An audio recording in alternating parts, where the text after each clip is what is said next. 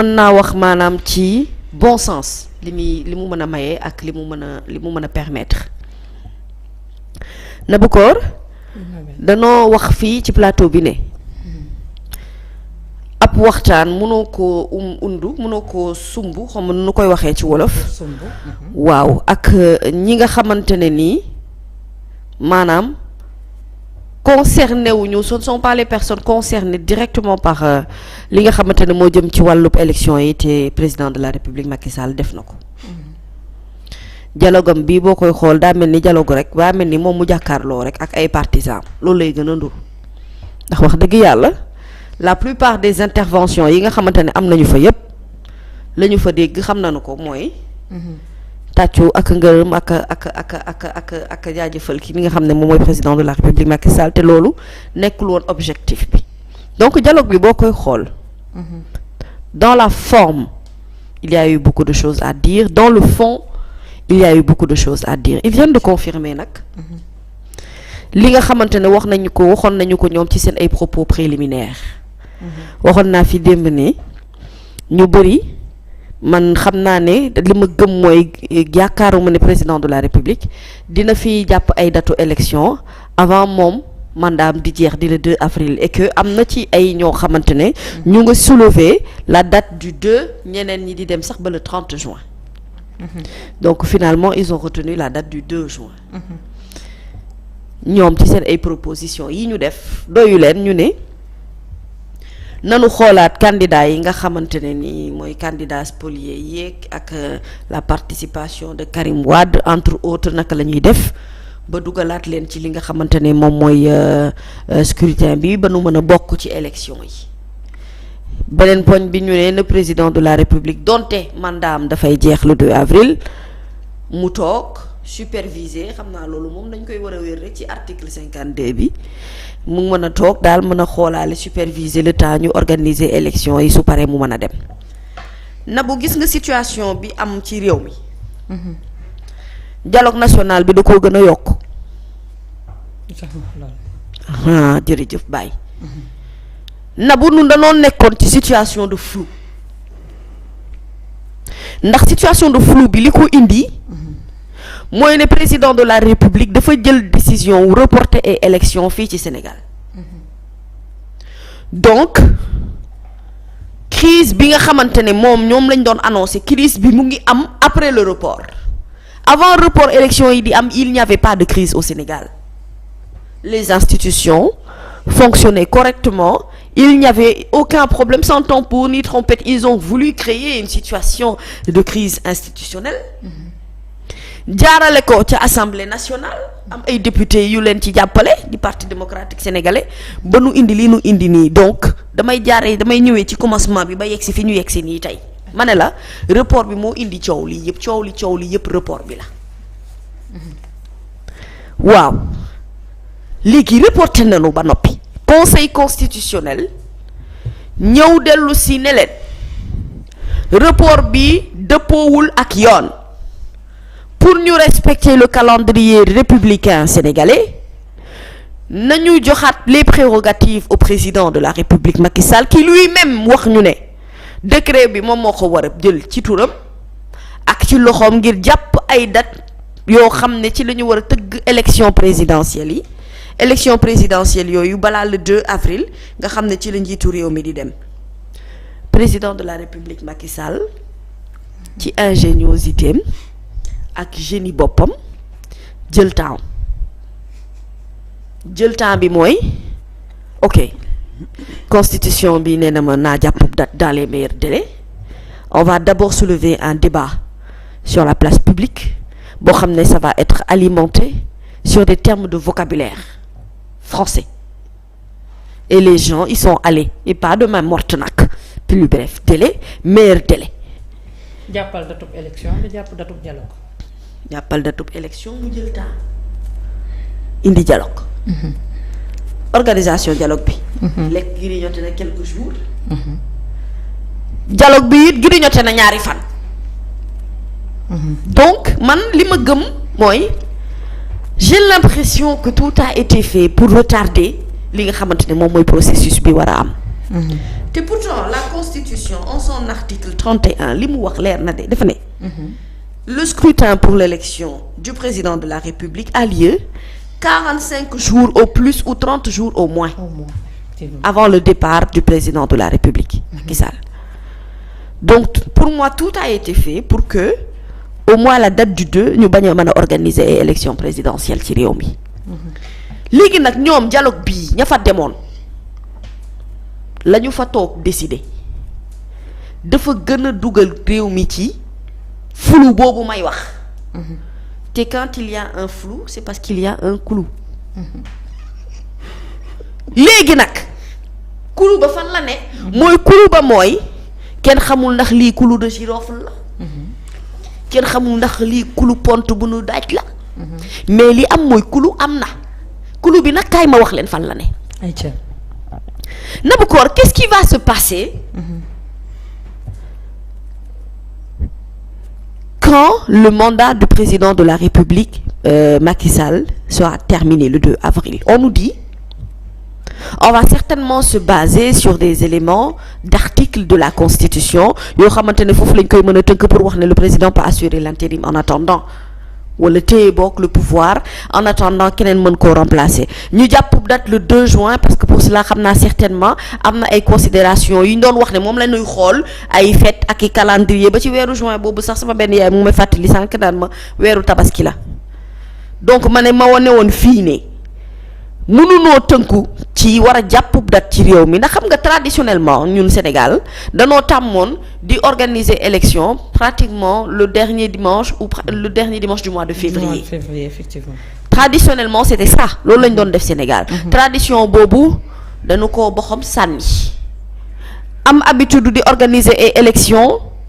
présidentielle sans qu'il y ait ni tambour ni trompette loolu itam boxam nañ ko sànni. C'est-à-dire que non seulement bu ñu doon xool ci wàllub kon taarix ak tradition nekkuñu ci yoon mais beneen bi mal ce que je me demande mooy est-ce que juridiquement c'est-à-dire que man li ma jàpp man te loolu laa gëm mooy ne décision ñoom bi ñu jël démb mais c'est aller contre la constitution du Sénégal constitution bi li mu wax dafa leer te conseil constitutionnel gëdd ak dayoo gi mu am mais ay waxam waruñu koo mën a jël rek na bu ne ko kon li nga décidé boobu ba tey parce que li ma dégg mooy li nga du conseil constitutionnel décidé boobu ba tey à part le fait que ñu ne ko téyel 19 candidats yi nga xam ne validé nga ko ba pare leneen li ci des lépp baaxul dañ koy recommencer waat conseil constitutionnel moo habilité pour joxe ay décision par rapport ak tenue élection bi te conseil constitutionnel lu mu xës ba décider amatul voie de recours effectivement noonu la nañ ko leeralee mooy mënatu cee dellu ginnaaw kenn mënatu cee dellu ginnaaw kon nag kenn mënul dellu ginnaaw ci décision bi nga xam ne conseil constitutionnel jël na ko mooy ñu war a organiser ay élections yu méngoo ak sunu constitution réew mi nga xam ne wax na la def na ko 45 jours au plus avant président di dem wala 30 jours au moins lii la constitution bi wax ñoom ñu jéggi li constitution bi wax dem indi benn situation bu bees tàq boo xam ne léegi problème bi mooy ñoom li ñu décidé démb fu ñu koy jaarale ndax li ñu décidé démb dëppoowul ak li constitution bi wax donc nu ñuy def dañuy demaat assemblée nationale qu'est-ce qui va se passer. ñeneen dañ koy jox conseil constitutionnel mu daal def àtte bu mujj. non conseil constitutionnel dina moom boo tax dama ne la c'est-à-dire que ñoom laa la bëgg wax ne dama la bëgg wax situation de flou bi ñu gën a indi. maanaam cette crise institutionnelle bi ñu doon jaay. finalement c'est maintenant que lañ ciy dugg. voilà. te j'ai entendu Alioune Tine dire que moom il a peur qu'il y ait un problème ou une crise ou un malentendu entre le conseil constitutionnel et le président de la République. Parce que décision ou organiser des élections après le 2 je ne pense pas que sunu constitution loolu jël na ko en compte. Parce que ki la ko tënk ci article 31 kooku mooy maanaam yow lii ci doxalin bii la ñu war a demee. Et pourtant avant dialogue bi di am on avait le temps d'organiser des élections et de respecter ce que la Constitution a dit en son article 31 on avait le temps. mais li ñu doon wax je l'ai dit et redit président de la République mënoon na jël en considération retard yi ñu am ci démarrage campagne bi. et puis faire de telle sorte que dans les plus brefs délais boobu ñuy wax ci français mooy ñu organiser ko ci début mars bi bu nu ko defoon heure bii ñëpp tout le monde serait d'accord. mais ñoom koor gi lañ doon. waaye ban koor. mais dama la bëgg a laaj. parce que dafa am question bu nekk sama bopp. Élection présidentielle yi kañ la waroon nekk le 25 février. La communauté chrétienne ñëpp xam nañ ni depuis le 15 ou je sais pas bu mu juumulee. ñu ngi ci carême. ñoom ñu ngi ci carême ñoom xanaa bokkuñ ci réew mi wala bu vote jotee ñoom du ñu dem voté ji te le 25 février bu ñu demoon voté ji ñoom day fekk ñu nekk ci seen carême ñu nit bu ñu demoon deuxième tour wala deuxième tour bu amoon daf ñuy fekk ci biir weeru koor bi finalement lan la ñuy daw jàpp date wala bëgg a pousse ay élections juste pour pousse ko pour mën a permettre à Karim Wade de participer à ces élections. xam nga man coowal Karim Wade. moom ndeysaan xam naa ne finalement il est quand même devenu fort parce que problème bi mooy. tey jii j'ai l'impression que tout est en train d'être fait pour que moom mu mën a bokk forcément ci li nga xamante ne moom mooy carte gi. mais voter ay élection ci ay période de koor. loolu du excuse. Il y a un pays en Afrique de l'Ouest, si ce n'est pas le Mali, je pense que c'était avec Ibrahim Boubacar Keïta. Il y a eu une période boo xamante ne ils ont organisé des élections durant le mois de Ramadan. mais dem voté ji lan la jotee accord bu doon loolu kay xanaa ko duñ ko organiser comme ni nga ko waxee ci période carême. et puis le fait que ñu war a respecter le calendrier républicain et respecter la constitution sénégalaise ce sont des raisons assez suffisantes. pour que ñu mën a dëppoo ak li nga xamante ne en réalité loolu moo ñuy permettre ñu éviter crise institutionnelle bi ñuy wax. nañ waxante dëgg quoi tey jii man li ma gis mooy c'est une volonté de vouloir rester ici et créer un autre problème qu'est-ce qui va se passer je dis après ñoom seen décision bi xam nga ñoom xalaat nañ ko bu baax ba def seeni calcul ba toog. mais pour ñu mën ko jàllale laa wax fu ñuy jaar. dañuy abroger waat yeneen décret au niveau de l'Assemblée nationale wala qu'est-ce qui va être fait en réalité pour pouvoir mettre en œuvre li ñu bëgg a def ñoom parce que li ñu bëgg a def ñoom cas de figure la boo xamante ne Sénégal xamu ko. constitution bi dafa tënk loolu pour éviter justement ce genre de situation muy mën a produire fii ci Sénégal est-ce que comprendre nga li ma la wax donc du coup y aller et décider comme ça ci ñoo xamante ne nii Nabucor conseil constitutionnel. tànnu leen sax ñoom pour wax leen ne yéen a war a mën a bokk maanaam ñi dafa demoon ci dialogue bi ñoom ba représentativité la ñu war a mën a am ba war a décider lii nu décider nii ne dañuy def ñoom seen dañuy jàpp date élection le 2 juin. ak kan moo leen yónni. quelle est l'utilité de tout ça. je ne pense pas que cette date du 2 juin soit une bonne date pour les élections présidentielles au Sénégal gëwuma loolu. et j'espère que le Conseil constitutionnel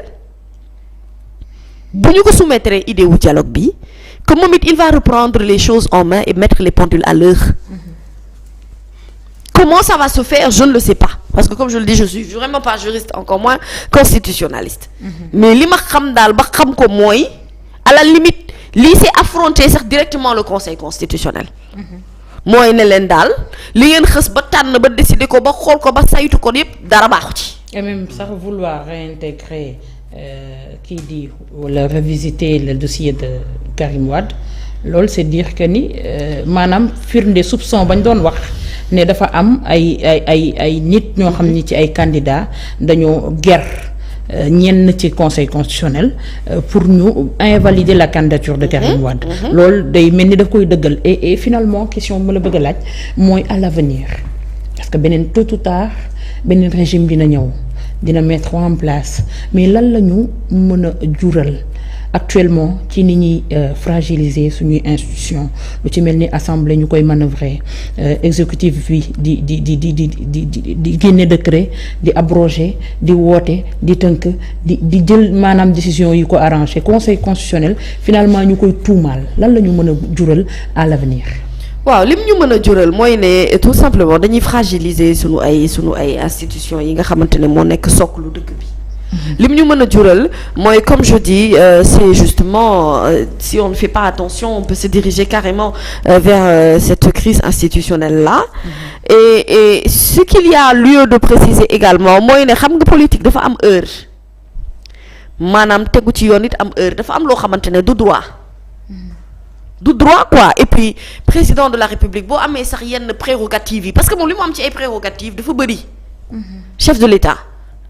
li mu am ci ay prérogatives moo bëri maanaam aujourd'hui ci ay exemples yu gën a terre à terre. njiitum réew mi li mu am ci dayo ci pouvoir askanu Sénégal bi amuñu ko mais prérogative yooyu waru koo may ba mu am sañ-sañu maanaam jéggi li constitution bi wax. aujourd'hui situation bi am nii yëpp moom nee na il est fatigué dafa sonn doyal na mais situation bi yëpp moom moo ko indi parce que bu fekkonte ne il aurait voulu moom bu bëggoon faciliter les choses bëgg yëf yi yomb ko bëgg bu 2 avril jotee mu dem ñi duñ fi nekk naan moo fiy toog mooy assurer intérim mooy gérer et que moom réellement amul envie sax toog fi wala assurer intérim wala gérer quoi que ce soit après la fin de son mandat tout ce qu'il veut c'est partir mais il aurait dû tout simplement organiser des élections à date normale. jéemiñ kat nag bu waxul dëgg wax safaan wi nañ waxante dëgg. On ne peut pas vouloir une chose et son contraire. Évidemment, si on veut faire une omelette, on casse des œufs. C'est clair. Donc dafa am loo xamante ne nii pour man situation bii yëpp ñoom ñooñu ko yóbbee moom ñi mu àndal di ay député ak ay député benn parti démocratique sénégalais ñu war a toog ba fii naan ay on va revoir la réintégration de Karim Wade xanaa bu nu paree dañuy xoolaale la réintégration de Rose. bien que Rose moom participation ci élection bi moo gën a critique ci àdduna ndax Rose mooy koo xam ne moom daal c'est une rose Rose turam la wuyoo Rose moom dafa xëy rek ni cippeet bu xeeku rek daal di sax. cëpp ne lay sax. olof noonu la ko waaw ba mu neex ko xoolal mu buddi xobam moom sànni lii kenn mësu koo gis. salaamaaleykum candidat la salaamaaleykum jàll naa ay parrainage. ñu toogaat tuuti ci waxtu bi nga xamante ne ñu ngi wax ci ay mbiri Karim Wade pour gën a mën a enfoncer le clou la double nationalité de Rose sort mu am toyu boyu brouhaha ñi wax ci ñaar ñett ñu ne waaw finalement jàpp nañ ko placé nañ ko xaw ma contrôle judiciaire xaw ma lu ñu ko defoon noonu nu mu tudd mbir moomu yaa ngi dégg ñu génn ci loolu Rose moom ci boppam jël initiative bu boppam démissionné mais dama ne dëkk bii Karim Meïssa Wade moomu ko ay politique moomuñu ko président de la république sax wàllam jeex na ci réew mi kenn moomu ko ay politique moomuñu ko mënuñu ñoo toog di ñu tënk di bàyyi loo xamante ne yoon la te duñu ko doxal ak di seet li nga xamante ne moo war a yombal mbir yi non au contraire on est là on crée encore des situations mais vraiment de flou intense qui est pire que le brouillard de ce matin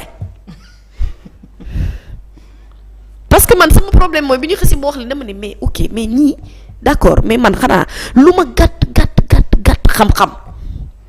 war a mën a xam ne nag wax dëgg yàlla article 31 bu constitution bi li mu wax leer na nag